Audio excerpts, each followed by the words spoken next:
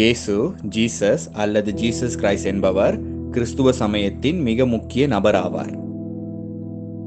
இயேசு கிறிஸ்து கடவுள் மகன் என்றும் பூமியில் கடவுளின் தூதுவன் என்றும் கிறிஸ்துவர்களால் நம்பப்படுகிறது. மரியா என்ற கன்னி பெண்ணுக்கு சுமார் 2000 ஆண்டுகளுக்கு முன்பு 25 டிசம்பரில் பெத்லஹேம் என்ற இடத்தில் உள்ள ஆட்டு மந்தையில் இயேசுநாதர் பிறந்தார்.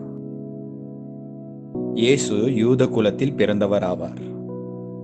இவரின் வளர்ப்பு தந்தையின் பெயர் ஜோசப் ஆகும்.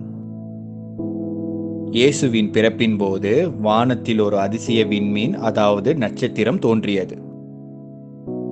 இதனை பார்த்த ஞானிகள் யூதர்களின் அரசன் பிறந்துள்ளான் என்று அறிந்து பெத்லஹேமில் குழந்தை இயேசுவை காண சென்றனர். அங்கு அந்த ஞானிகள் இயேசுவுக்கு பரிசுகளை காணிக்கை கொடுத்து பணிந்தனர்.